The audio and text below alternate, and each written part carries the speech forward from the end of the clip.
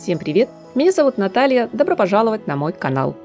На неделе моды в Милане Этро представил коллекцию «Весна-лето 2025». Именитый итальянский бренд определенно был готов удивлять собравшихся на шоу зрителей. Показы модного дома невозможно спутать ни с какой другой маркой, ведь на подиуме здесь всегда царит особая волшебная атмосфера, на которую в свое время не повлияли даже смена креативного руководства. Напротив, с приходом в компанию на роль ведущего дизайнера Марко де Винченцо в Этро словно вдохнули новую жизнь, дополнив богемный бохо самобытным, ярким, динамичным характером. Известный своей приверженностью этническим мотивам и культурным цитатам, на нынешней презентации бренд словно открыл перед нами двери в удивительное путешествие сквозь пространство и время.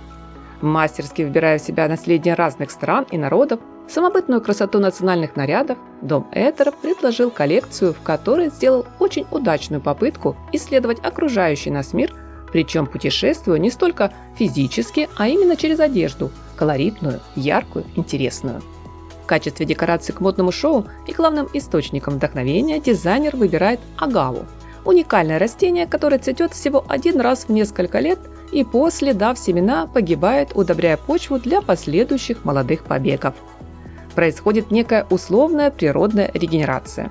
Марко де Винченцо этот естественный процесс называет символическим вечным циклом жизни.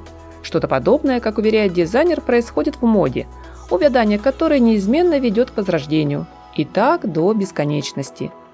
Созданные из бетона и металла огромные агавы расположились на модном шоу вдоль подиума. Теплый мягкий свет в зале, напоминающий закат в пустыне, музыка с этническими мотивами придавали показу особое настроение и добавляли происходящему даже некоторого мистицизма. Здесь каждый элемент в сумме вызывал ощущение единой, глубокой атмосферы путешествия, благодаря которой погружаешься в разнообразные культурные миры. Модели выходили на подиум не просто демонстрировать одежду. Они шли с легкостью и уверенной грацией. Такие вот современные кочевники, точнее кочевницы.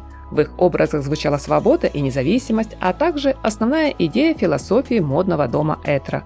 Идея о том, что мода должна быть не просто красивой, она должна жить вместе с тобой, сохраняя идеальный баланс между экзотикой и повседневностью.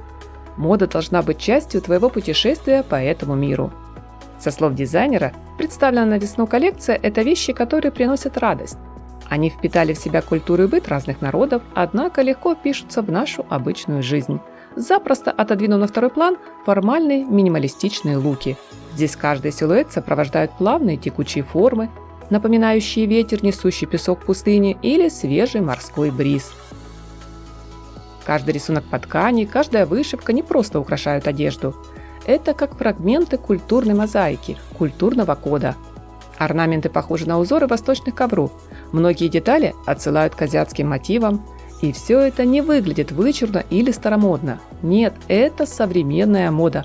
Та самая высокая мода, которая с уважением относится к своему прошлому и в то же время не отстает от современных тенденций. Из самых важных отмечу возвращение к натуральным материалам, расслабленные силуэты, природную гамму оттенков и сложные принты. Изумрудно-зеленый, оливковый, терракотовый, синий, бордовый, оранжевый, фиолетовый. Дизайнер легко миксует цвета и создает наряды, в которых можно отправиться, к примеру, на вечернюю прогулку вдоль линии пляжа или же не спеша побродить по заманчивым улочкам старого города. Как лучики света пробиваются сквозь густую листву деревьев, так в модных образах вместе с сочными красками соседствуют мягкие пастельные тона – нежный розовый и теплый молочный. Ключевую роль в коллекции Этро без всяких сомнений играют принты. Марко де Винченцо словно объявляет бойкот однотонности и минимализму. В ход идут как традиционные для бренда орнамент пейсли, так и фантазийные флористические мотивы, где каждый узор можно рассматривать часами. Не менее роскошно и красочно смотрится вышивка, но в явных лидерах ажурное кружево, тончайшие фактуры, покрытые пайетками, и так называемая рыбацкая сетка.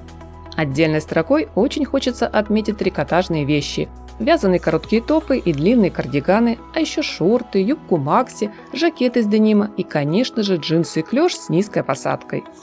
И как это всегда бывает у Этро, аксессуары стали не просто дополнением модного образа. Они как ценное произведение искусства, изготовленное вручную народными ремесленниками. Особенно удивили украшения в форме русалки И сумка-кисет с бисерной вышивкой и бахромой. Лично я не люблю в одежде излишней пестроты. И в аксессуарах предпочитаю умеренность. Но в коллекции все так гармонично, характерно, ярко, что очень даже, возможно, придется пересмотреть свой гардероб на весну, чтобы добавить в него несколько вот таких необычных вариантов, как в исполнении Этра. Приятного вам просмотра, мои дорогие зрители! Спасибо большое, друзья, за ваши лайки, комментарии и подписку на мой канал. Красоты, совершенства, нескучного продуктивного дня, позитива, тепла и солнечного всем настроения!